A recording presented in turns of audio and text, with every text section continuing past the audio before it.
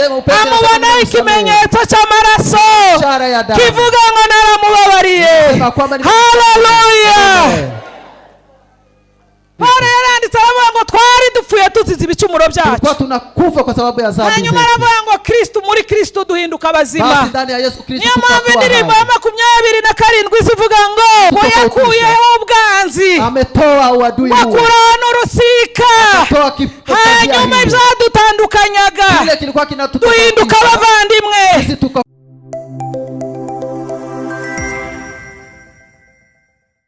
Mazina yanje nitwa Nagajumuke. Basi majina ni Nagajumuke. Ntuye mu Rwanda. Naishi hapo nchi ya Rwanda.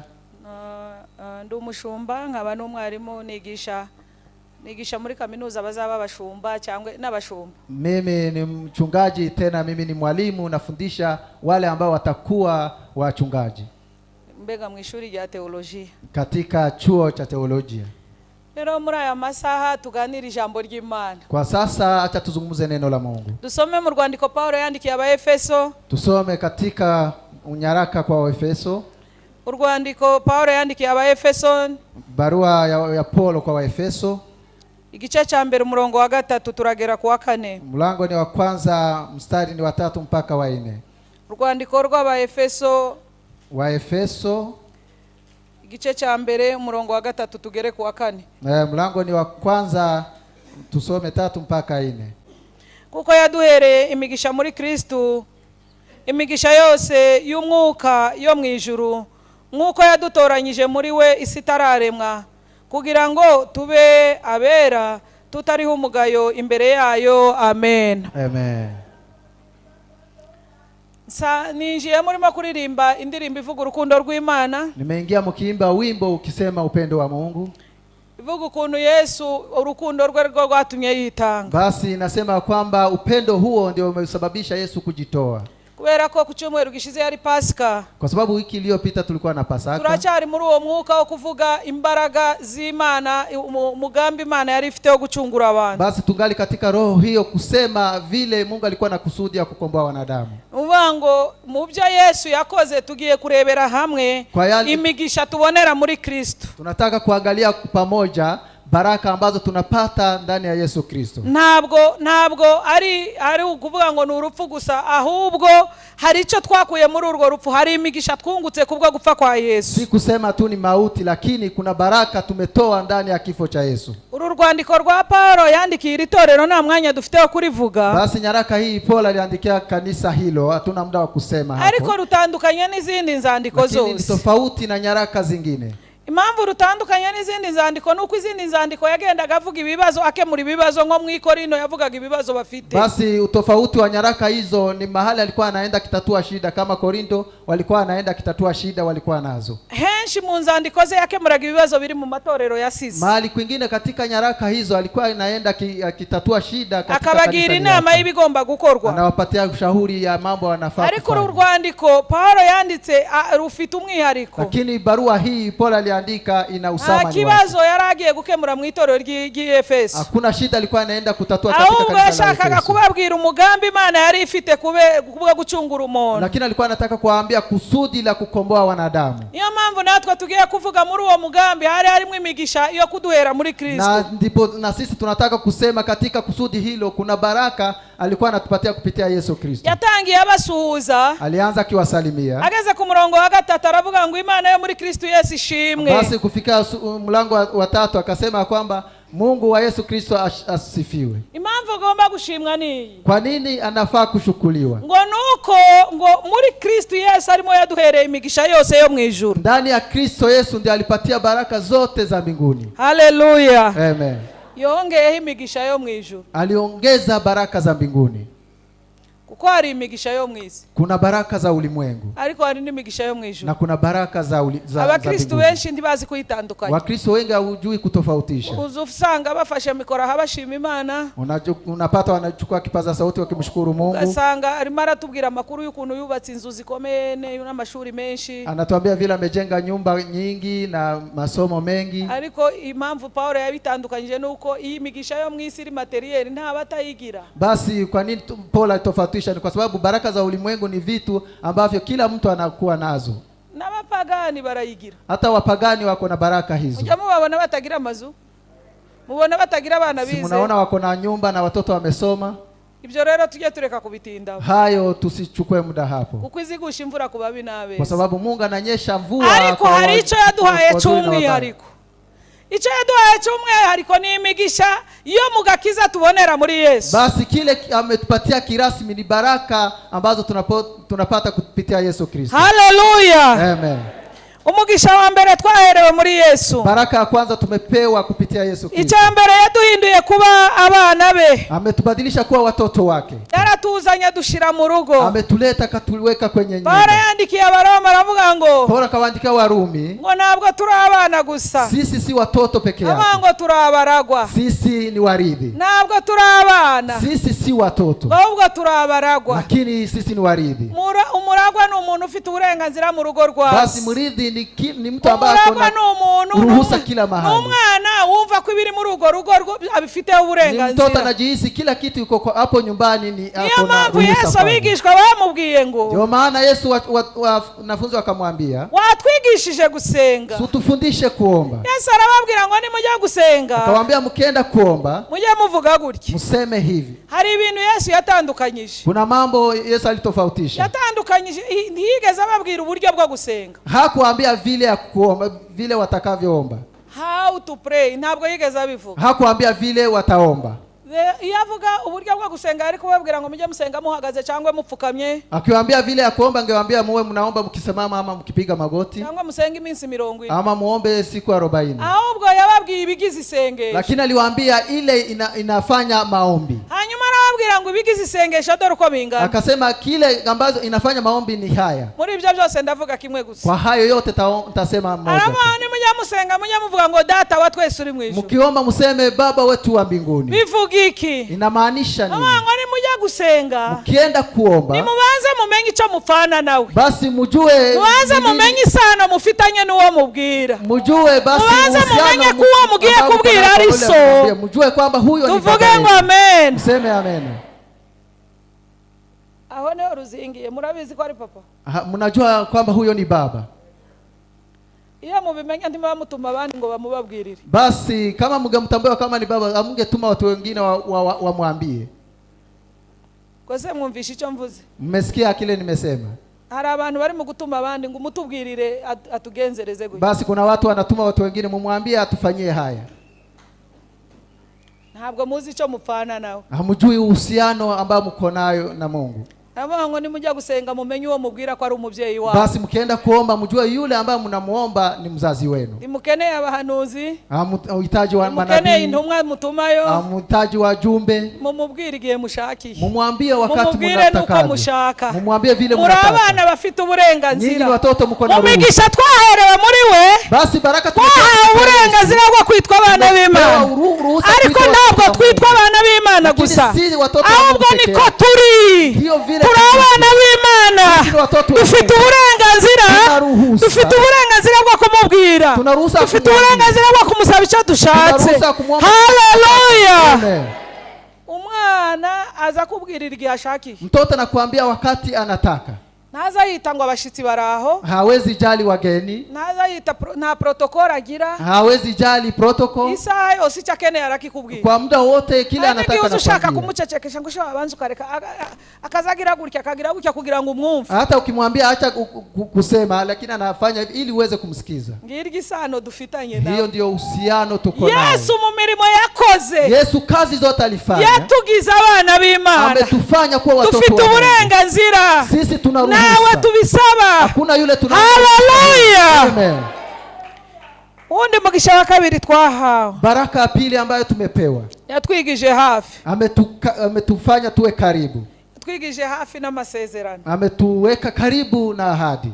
Paulo yandikiye aba Efeso arababwira ngo. Paulo akawaandikia wa Efeso ya kwamba. Yari itorero rimwe abayuda, abanyesirayeli rikabamwe n'abanyamahanga. Basi kulikuwa kanisa moja la Wayahudi na hata mataifa. Ariko bagashaka nko kwikubita ku mutima ngo berekane nka haribo abayuda, bagashaka nko kwereka abandi ko aribo ba beneficiary, aribo abanyamugisha kuko bakomoka kuri Abrahamu. Wayahudi walikuwa wanajifanya wanajiweka juu kwa sababu wao ni ukoo wa Ibrahimu. Ariko lakini we yashakaga kubereka yuko yeye alikuwa anataka kuwaonyesha nabo kwamba ntacyo barusha abandi. wao hakuna kile ambao Nayo wanazidisha mpamvu watu yahereye wengine. kuri uyu murongo. Ndio maana alianzia kwa Aravuga mstari ngo mu huu. isezerano rya kera Asema agano la hari kale umugisha mwaherewe muri Aburahamu, kuna baraka mumpepewa ariko kupitia noneho muri Ibrahimu, Kristo Yesu lakini ndani ya Yesu Imana Kristo yafashe imigisha yose. Mungu amechukua Hari baraka indirimbo zote. ya alarme baza baririmba, Kuna nyimbo alarmu bakavuga ngo wanaimba, yafashe imigisha yose amechukua baraka zote wibumbira muri Yesu, akaiweka ndani ya Yesu wirangije Kristo, iramuduhereza. kisha akatukabidhi Haleluya. Yesu Kristo. Amen. Muri iyo migisha yaduhaye Ndani ya baraka amango hizo yatugize abana, ametufanya watoto, ariko icya kabiri twigiza hafi lakini cha pili akatukabidhi abatari muri rya sezerano Kao kwa rya rindi rya gukebwa, hiyo ahadi ya twigiza kutahiriwa. hafi ni mu maraso ye. Basi Atwigiza hafi, yake akatuweka karibu, abwira abanyamahanga, akawaambia mataifa, arababwira ngo nubwo twese duhuriye muri Kristo, hata sisi wote tuko ngo ndani ya ariko Yesu Kristo, mwebweho lakini ninyi mujye mwibuka ko muweze kukumbuka mujye kwamba mwibuka ko mwari kure, mujue ya kwamba ngo mlikuwa ni mbali, mwari mufite Kristo, hakukuwa na ngo Kristo, kandi mwari mutandukanyijwe tena n'Abisirayeli, mlikuwa ndetse mmetofautiana ngo na mwari Waisraeli, n'abashitsi na tena ku mlikuwa by'amasezerano. ndani ya Ngo ariko noneho lakini kwa ubu sasa, ngubu kwa sasa muri Kristo ndani ya Yesu Kristo yadushize muri ayo masezerano. ametuweka ndani ya ahadi hizo. Tuvuge ngo amen. Amen.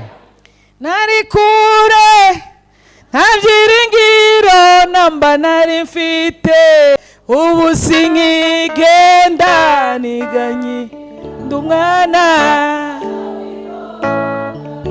ariko ubu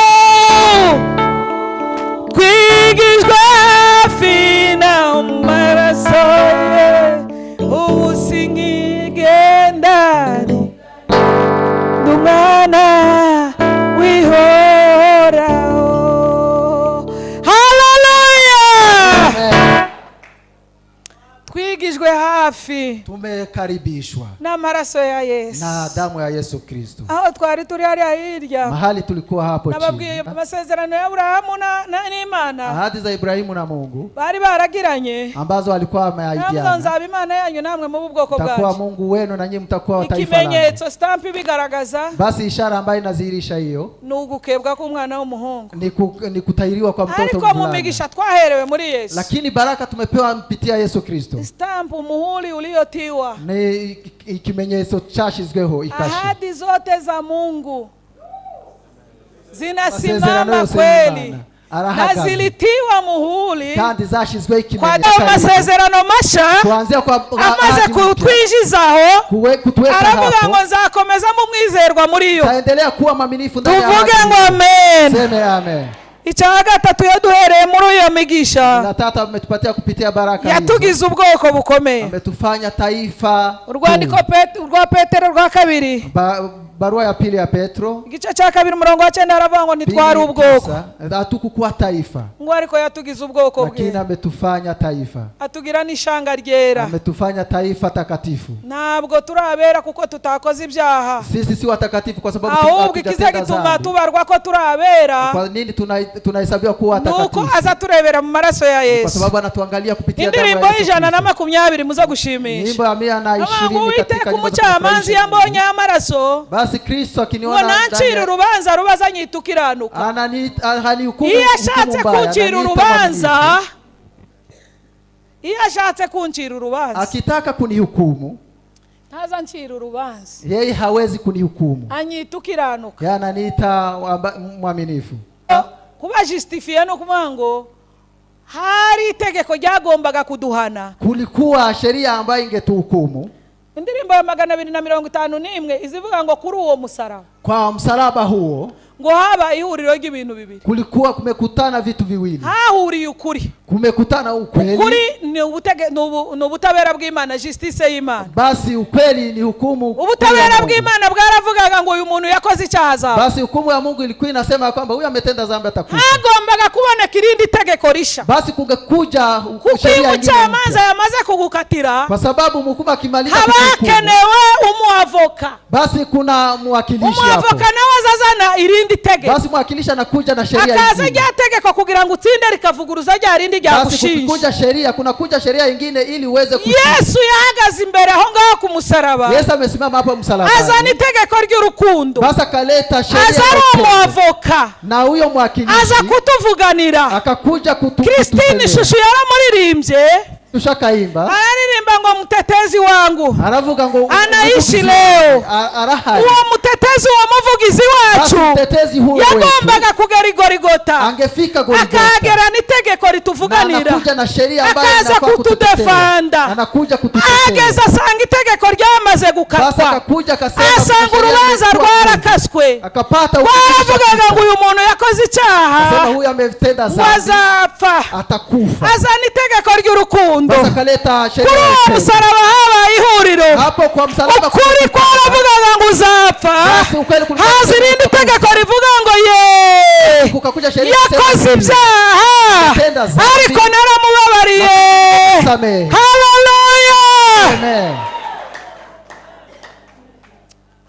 Imana yacu ishimwe. Mungu wetu asifiwe. Mu migisha twahawe, ndani ya baraka ambazo tumepewa, narimvuze ngo yaduhinduye abana, ametubadilisha kuwa watoto, atwigiza hafi, atuweka karibu, irya gatatu tugira ubwoko, tufanya taifa, icyakane aratubabarira, la ine akatusamehe. Kuri uwo musaraba habaye ihuriro. Ndani ya msalaba urukundo rwaje ruvuga ngo bose bakoze ibyaha, wote wametenda dhambi, ariko narababariye, nimewasamehe. Kugeza n'ubu yagiye kutureba, hata kitaka kututazama, yagiye kuducira urubanza, agerayo agasanga urukundo ruravuga ngo naramubabariye. Amubona ikimenyetso cy'amaraso kivuga ngo naramubabariye. Haleluya.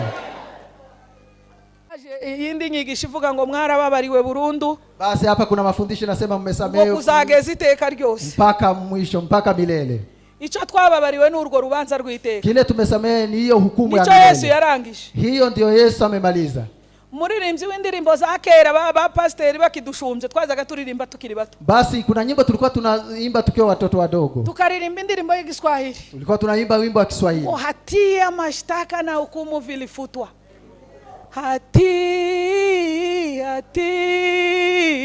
Hati abaririmbye kera ndababonye, naje icyo gihe nyine byari bikigenda ariko bureka da, lakini kwa sasa siwezi. Mwumvishije ibintu Yesu yarangije? Mmesikia mambo Yesu amemaliza. Hatia, mashtaka na hukumu vilifutwa.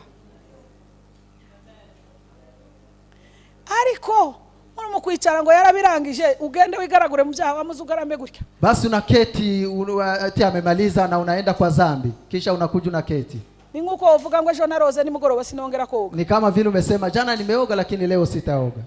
Umuntu wari watekereza ngo ubwo noje ejo ngo ejo bundi sinzoga. Kuna yule amefikiria kwa sababu nimeoga jana leo sitaoga. Kandi Yohana yaravuze ngo nitwita ko dukiranuka tuba tubeshe Imana. Basi Yohana akasema tukisema sisi ni waaminifu muri aya maraso twongerewe ndi mahirwe. Basi ndani ya damu tumeongezewa ani mahirwe twahawe, nuko twahawe amahirwe yo kongera kuza wikubita mu byaha ukaza ukamubwira ngo nyuhagira kandi bigenze nabi. Basi ukifika ndani ya ukitenda dhambi unakuja, basi niweze kuliosha tena. Ariko mwambutse imipaka ngo mukaja ku mashuri abari mu kubacurika mukemera. Basi watu wanawadanganya na mnakubali. Ubuntu nyine, none se ibyo bikorwa byose Yesu yaguriye Golgotha icyo bivuga niki?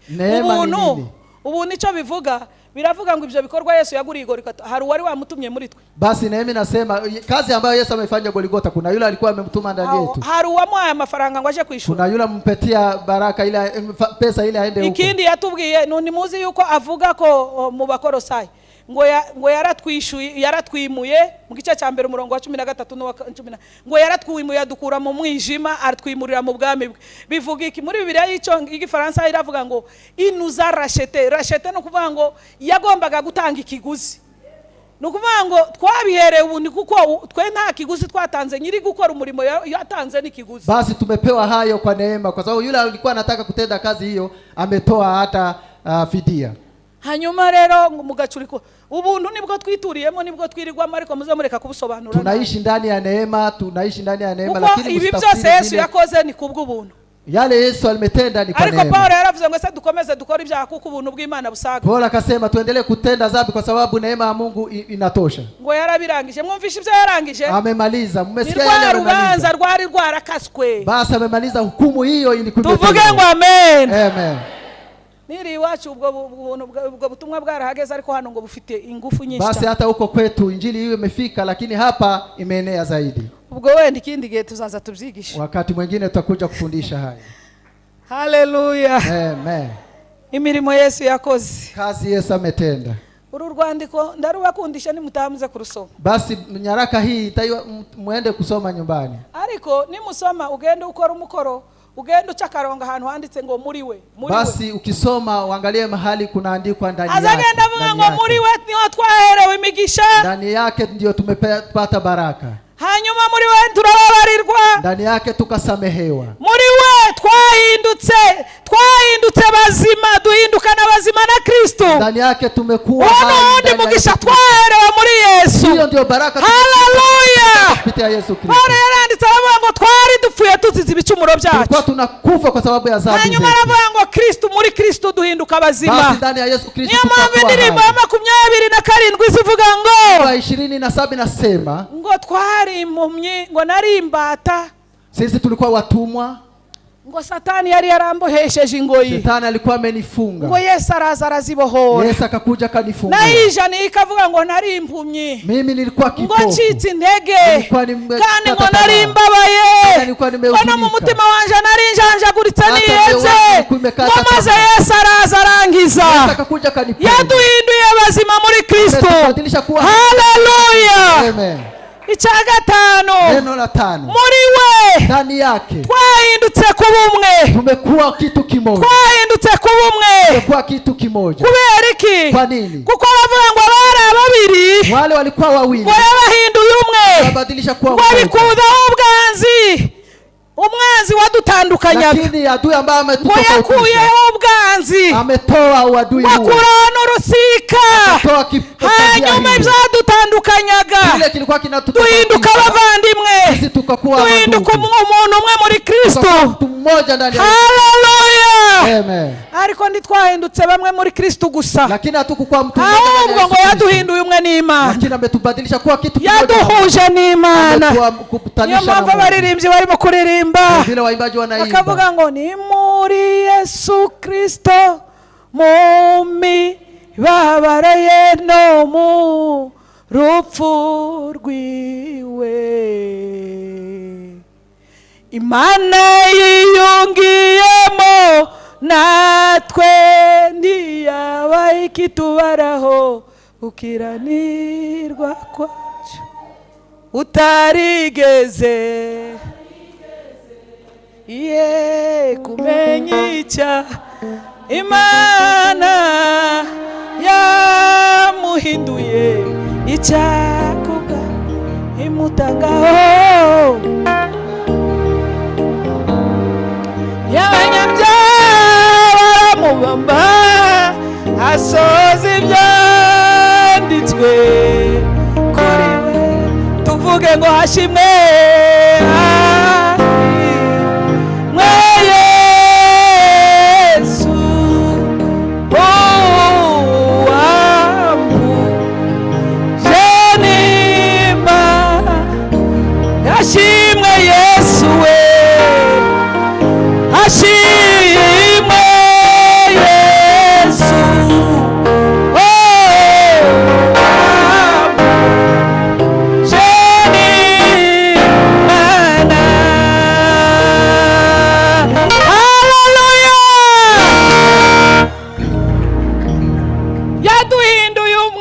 ametubadilisha kwa kitu kimoja. Kwebwe bari batandukanye n'Imana kubera ibyaha byacu.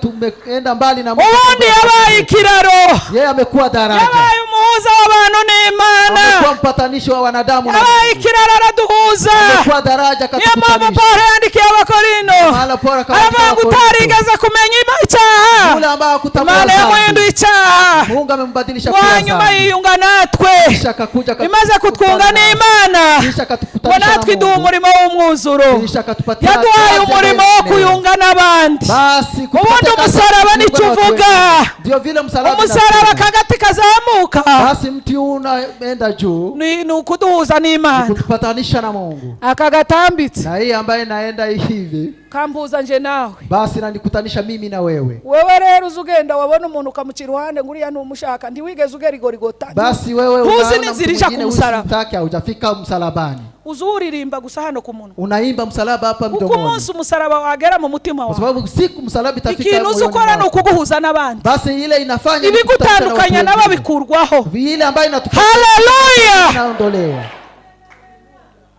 Koyaye nguriya muntu ngo bari mukumuvuga, Huyo wanamuongea wamesema nini? bavuze iki? Wamemuongea kuhusu nini? Tuzi inzira ijayo, Haujui njia ya kwenda huko. uraha gusutera icoke Uko hapa tu kwa maongezi. uko umusaraba wa Yesu, Kwa msalaba wa ikintu Yesu. uzi ukora waduhuye n'abandi. Kile inafanya ni kutukutanisha na watu wengine. Haleluya! Amen.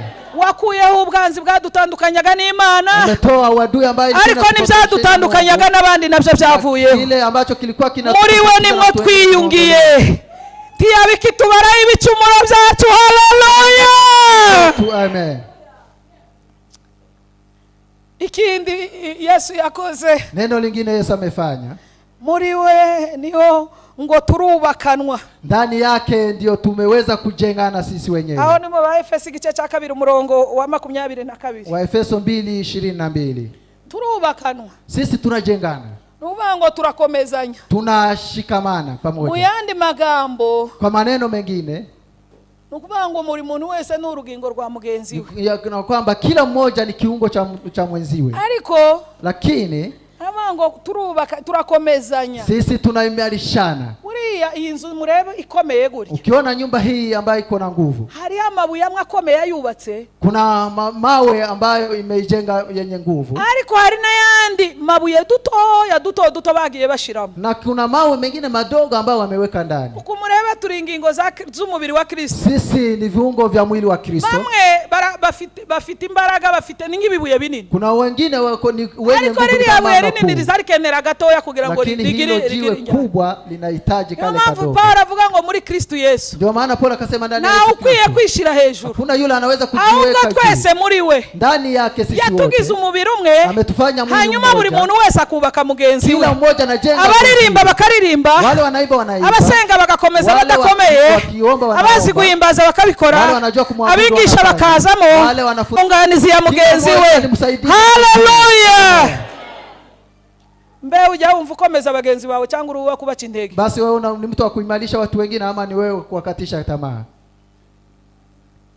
Muri Kristo Ndani ya Yesu Kristo nimwo dukomerezwa, hapo ndio turakomezanya. kwa nguvu.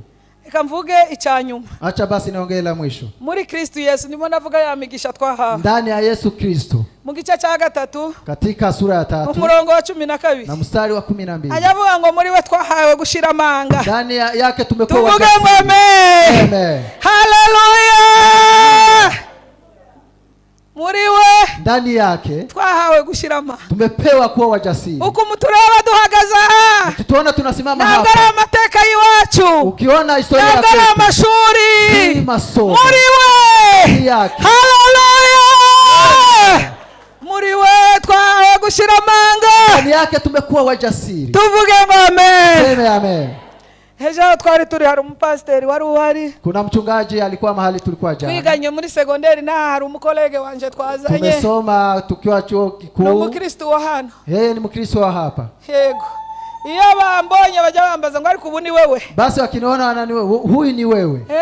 Ngo ariko ubundi nari agakobwa gacecetse karaho kintumbwe, Nilikuwa msichana ambaye haongei zaidi. nuko karaho ngaho, Nilikuwa hapo tu. ariko muri Yesu Lakini ndani ya Yesu Kristo. tuvuge ngo amen. Sema amen. Azaduha gushira amanga, Anatupatia kuwa wajasiri. azaduha gutinyuka, Anatupatia kuwa na indi mpamvu tuzadutinyuka. Kile kinasababisha Paulo yavuze ngo umwuka mwahawe aravuga mu Baroma ngo umwuka mwahawe mwasubiza mu bwoba ahubwo nubatakisha mubemeza akavuga ngo muri abana b'Imana akavuga ngo muri abaragwa akavuga ngo n'abakobwa bahejwe iwabo tuvuge ngo amen. Papa wanje yazaga abwira abandi ngo arankunda. Basi babangu alikuwa anasema ananipenda. Umugabo umwe bari baturanye w'abagorora akamubwira ngo ngo waribeshe pasteri. Basi akamwambia umejidanganya mchungaji. Nguzu ukunda umwana w'umukobwa ngo bisagende bite. Basi unampenda mtoto msichana ili ifanyike. Ariko nubwo yankundaga yagiye gutanga iminana habahungu. Basi hata kama alikuwa ananipenda wakati alikuwa na watoto amepatia vijana. Naviriye mwaho. Mimi sikupata kitu. Nuko aravuga ngo niko umuco uvuga. Basi akasema ndio vile mila yetu iko. Umuco uravuga ngo nta mugabana. Basi mili nasema ariko Paulo yavuze ngo muri we. Paulo akasema ndani yako. Bahindutse abaragwa. Umekuwa warithi. Maze kumenya ko muri we ndi umuragwa. Basi ni wakati nilijua mimi ni warithi. Hanyuma ndakandagira. Mimi nikaweza kusobanukirwa ko uyu mugezemo harimo umugisha wo gushirama. Kuna baraka kwa turatinyuka turakandagira. Haleluya. Amen. Wari umubatizo umwe. Wari n'Imana imwe. Haleluya. Kama watoto wanapenda. Iyo mwamaze kuba muri we. Mukiwa ndani mwake. Ngo muze mugenda mwigana Imana nk'abana. Terambere ryazanye ikintu bita ngo ni ADN. Basi teknolojia imeleta ADN. Habe niyo bafata ku gasatsi k'umwana bahita bamenya se. Basi wakichukua hata nywele wanatambua baba yake. Hari agapimo bapima bagahita bamenya se wumva. Basi kuna kipimo wanapima wanatambua huyu ni mtoto wa fulani.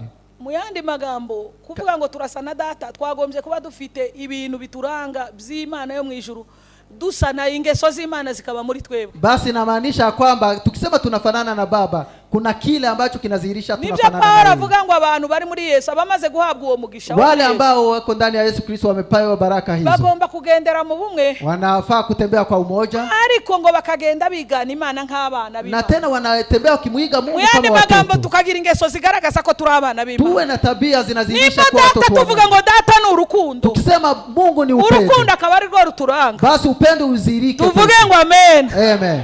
Twigana Imana nk'abana tumuige Mungu kama watoto dukore imirimo akora nkuko data ikora tufanye kazi kama vile tugende nkuko data ameze tutembee vile Mungu baba tubona bamona dusa nawe wakituona watu abigishwa ba Yesu bageze Antiokia wanafunzi wa Yesu barimo bagenda muri uwo muhana walikuwa wanatembea kwenye kijiji muri uwo murwa bagendagamo katika abantu bandi bari barigeze bamenya ubutumwa wale watu ariko ngo babona haje abantu badasanzwe kaona watu ngo babona uko bavuga bakabona badasa nabo bareba uko bavuga bakavuga batari kwa abantu ni bande bareba urukundo rwabo bakavuga batari kwa abantu bafite urukundo rungana gutya ni bande ngo barabitegereza umunsi umwe ngo baratahura abantu b'i Antiokia baravuga ngo yo ngo twamenye kwaba bantu tumetambua watu hawa ngo ni babandi bagendanaga na Kristo ni wale walikuwa wanatembea na Kristo ibikorwa byabo birasa na Kristo kazi zao zinafanana na Kristo ngo guhera uwo munsi tangu siku hiyo abigishwa bahita bitwa abakristo basi wanafunzi wakaitwa wa Kristo mu yandi magambo kwa maneno mengine izina ubukristo jina Mkristo byazanywe n'abapagani babonye abantu imeletwa na wapagani ambao wameona watu babonye abo bantu basa na Kristo wameona watu hao wanafanana babonye ibikorwa byabo bisa na Kristo wameona kazi zao zinafanana mbeye tugenda hano bajya batubona dusa nawe basi tukitembea hapa iyo tubonye tutababwiye ngo dusengera Harvest babibona basi tusubawa ese abana bacu bajya batubonamo Kristo wanatuona ese abo twashakanye bamutubonamo wale ambao tumeoana wanatuona ndani yetu kuna Kristo. Niyo mpamvu Yesu yavuze ngo ndio maana Yesu akasema bazabamenyera ku mbuto zanyu basi watawatazama ntabwo muzagenda mwisobanura bo muri bo mutaenda mukisema sisi ni wana ntiriwe mvuga ko ndi umupastori mimi kama sijasema mimi ni mchungaji na utavuze kuri umukristo wa hano nama ujasema wewe ni Mkristo bazabamenyera ku ngeso zanyu basi watawatazama watawajua iyo imigisha narimvuze twaboneye muri Kristo basi hizo ndizo baraka tumesema kupitia Yesu muri iyo migisha navuze myinshi ndani ya baraka hizo tumesema navuze ngo yaduhinduye kuba abana be ametubadilisha kuwa watoto wake yatwigije hafi ametukaweka karibu tugira ubwoko tumekuwa taifa aduhindura abazima kuwa hai muri we twahindutse kuba abari abanzi duhinduka kuba inshuti ze wake wale walikuwa maadui muri we yaduhaye gukomezanya tumepata muri we yaduhaye yaduhaye gushira amanga, kuwa wajasiri. muri we yaduhaye kuba umwe, Ndani yake tumekuwa kitu hanyuma kimoja. aratwinginga uyu munsi ngo duse nawe. Basi siku ya leo Imana nataka iduhe tufanane umugisha. na yeye. Mungu atubariki. kandi umugisha ijambo ryayo. Abariki neno. Muhaguruke dusenge Imana. Simame tumuombe Mungu.